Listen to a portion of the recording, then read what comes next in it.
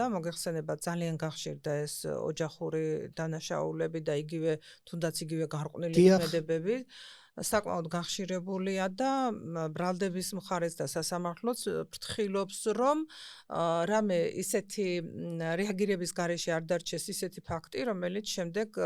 სანანებელი გაუხდება თუნდაც ადამიანური თვალსაზრისით თუნდაც სამართლებრივად მე ძალიან კარგად მახსოვს სხვათა შორის ჩემი საადვოკატო საქმიანობის პერიოდში და გახშირდა უფრო ეს ოჯახური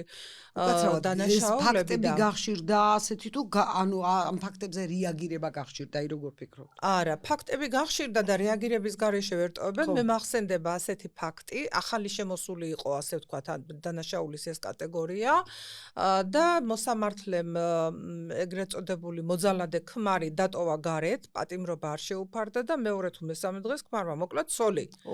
ეს არ ვიცი მე მგონი უნდა გახსოვდეთ თქვენ ეს ცნობილი საქმეა და აქედან გამომდინარე ძალიან ფრთხილობს დიახ ძალიან ცუდი შემთხვევები იყო და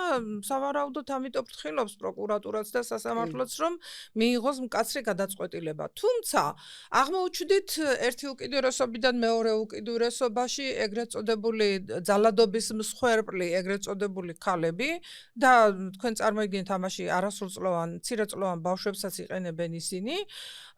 ძალიან გააქტიურდნენ და მქონია გვაქვს ისეთი შემთხვევები და მეც მქონია ისეთი შემთხვევები საკუთარ სახლშიც კი არ უშვებს ქმარს როგორც მოძალადეს და ამ დროს არანაირი ძალადობის ფაქტი არ ყოფილა საკუთარ სახლშიც კი არ უშვებს როგორც კი მივა რეკავს 112-ში და შემაკავებელი გამოუწერეთო ანუ კაცების სახელიდან გამოყრის